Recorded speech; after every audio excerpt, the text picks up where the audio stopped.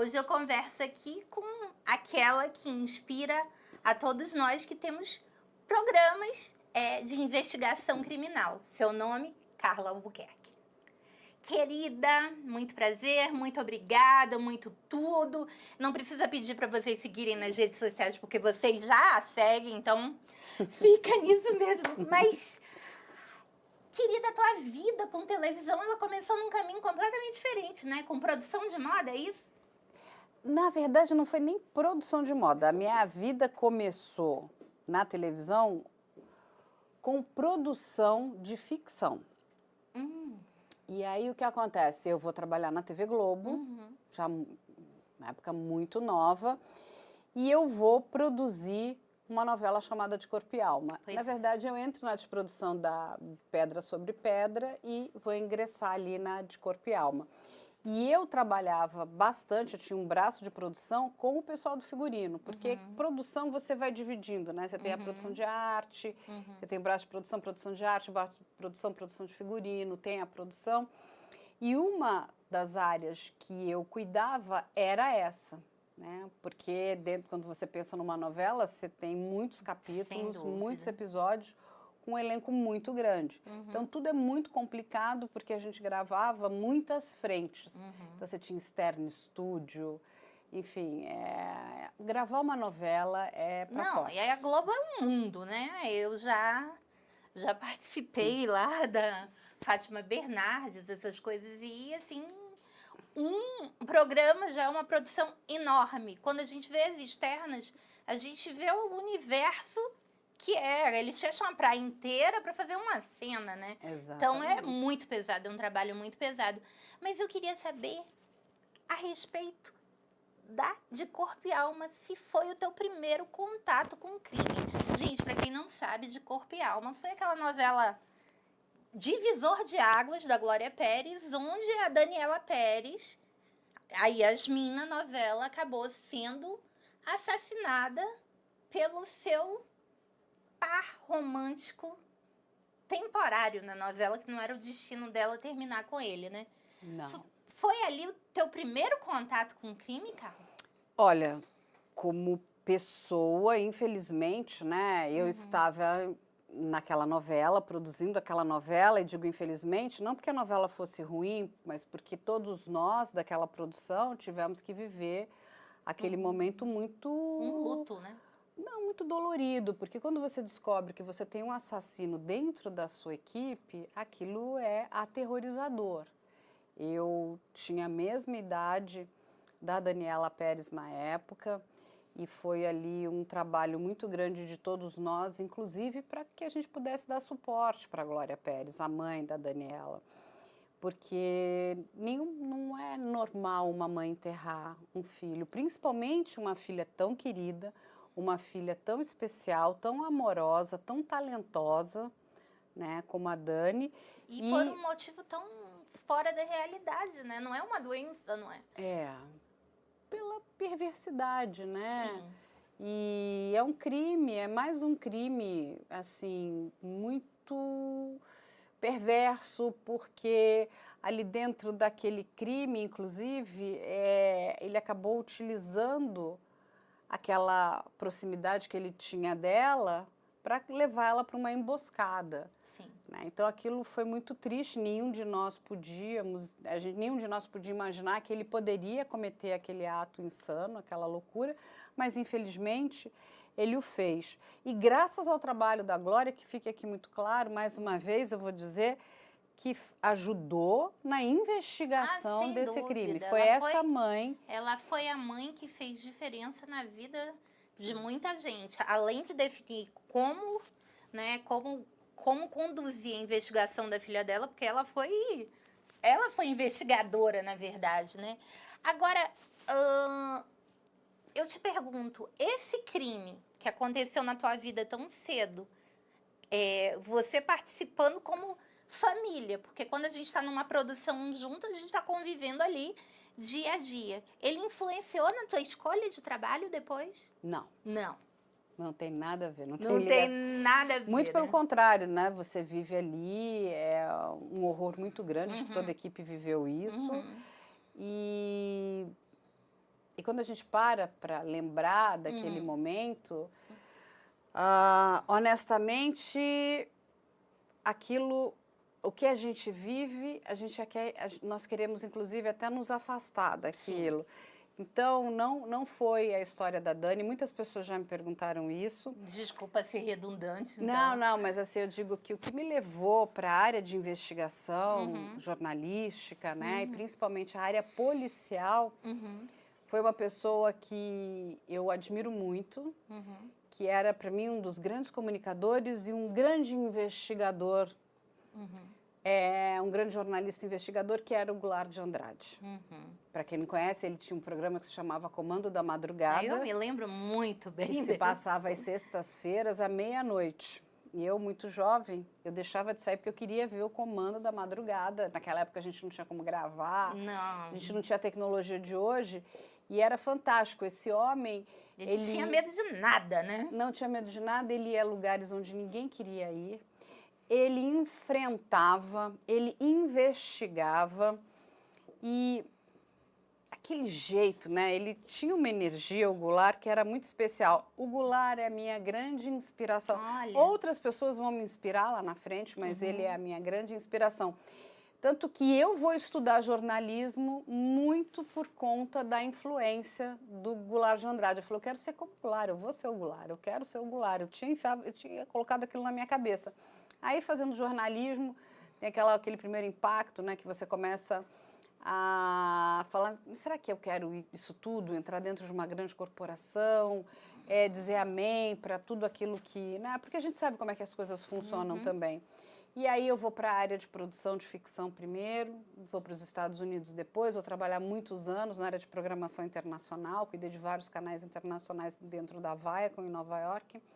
Quando eu volto para o Brasil, que aí, muito impactada por uma outra pessoa que me inspirou muito, que foi o produtor de Cops, que é o John Langley, que simplesmente produziu um programa que era algo, para mim, também brilhante, um grande divisor de águas, porque ele mostrava a realidade nua e crua da atividade policial americana.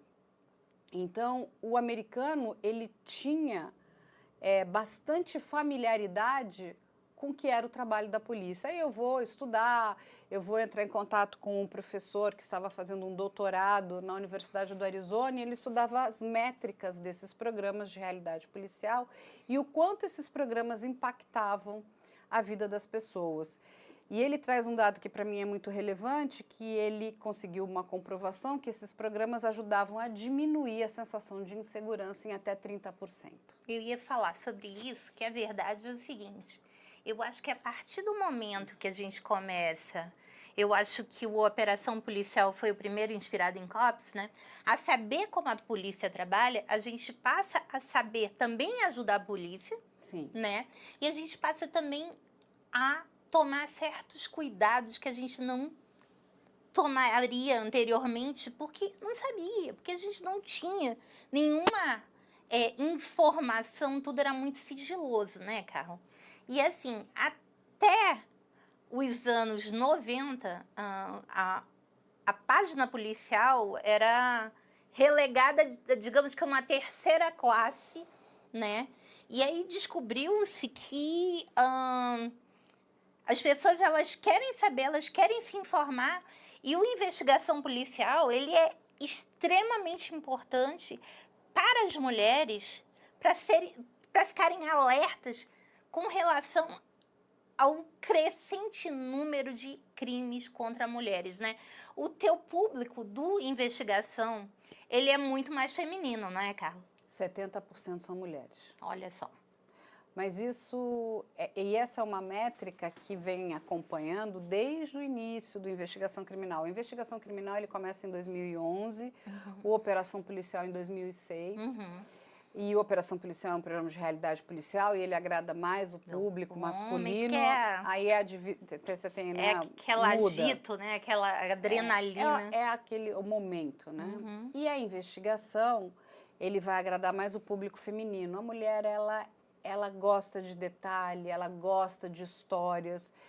E a gente precisa ser muito realista. Uma história de crime, Por pior que ela seja, ela é uma grande história. E as pessoas querem detalhes, as pessoas querem saber por que um pai matou uma filha, por que uma filha matou os seus pais, por que um marido vai bater na mulher. Inclusive, para encontrar nessas histórias também mecanismos de defesa. Exatamente. A mulher procura como ela vai se defender. Então, as precauções estão completamente diferentes. Hoje, lá na nossa realidade, se a gente tinha anteriormente uma realidade de que um crime contra a mulher passava anos sendo falado e sendo comentado e analisado, hoje a gente tem uma realidade de que crimes contra a mulher são diários, né? E das mais diversas formas. Então, hoje a gente tem, por exemplo, grupos de defesa pessoal feminina. Nós temos grupos de amparo à mulher, abrindo a realidade, de orientação de como ter um lar seguro, né? Uma série de coisas que eram impensáveis antes de ficar tão mais claro para a gente como é que funciona, né? Como é que funciona a mente de uma pessoa. E o que eu acho muito importante de uma pessoa que vai cometer um crime é essa história que agora nós, da nossa geração, não tínhamos a menor informação do perigo que nossos filhos e nossas filhas correm no ambiente virtual. Sim, o ambiente virtual ele é extremamente perigoso. E um dos maiores problemas no momento é que os pais são analógicos e os filhos são digitais. Exatamente. Então, são gerações distintas que não se comunicam.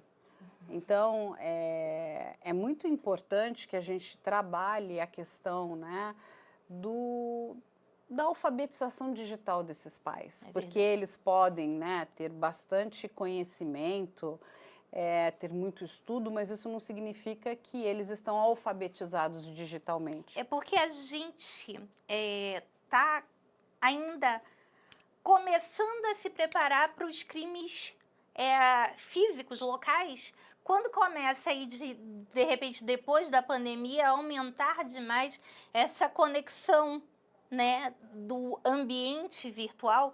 E hoje a gente não vê mais os adolescentes, as crianças, marcarem de ir brincar em algum lugar. Elas combinam em salas de games, não é isso? Sim, não tem. Existe uma grande parcela hoje, né, de jovens e idade escolar que vivem no ambiente digital. Isso é um problema? Será um problema se esse jovem só viver no ambiente digital. Ele também precisa do mundo real. Qual é o outro grande problema? É quando ele não tem supervisão nenhuma. Porque os pais não são alfabetizados, como você diz, a saber supervisionar isso lá. Porque a gente vem num momento onde esse é o fulano, filho de fulano. Esse aqui, tá, você sabe quem são os pais, você sabe quem é aquele amigo, você sabe o que ele faz, o que ele não faz. A partir de um determinado momento, vira uma chave para um ambiente que você não domina, que você nem sabe como entrar, com pessoas que estão ali com nickname que você não tem a menor ideia de quem são e nem do intuito que elas têm em estar naquele ambiente, né, Carla?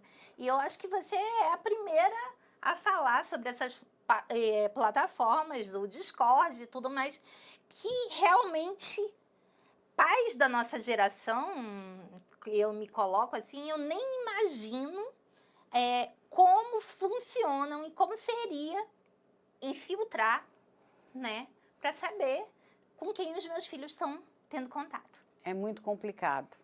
É muito complicado. Assim, e inclusive foi complicado para mim também. Eu tive que aprender. Eu tenho certeza. Então a gente precisa descer do salto alto e entender que nós temos que aprender também.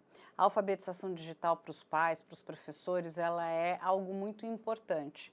E esses pais, esses professores também precisam supervisionar essas crianças e esses adolescentes, porque eles estão num ambiente que é um ambiente não só que ele é desconhecido, mas ele é um ambiente muito perigoso.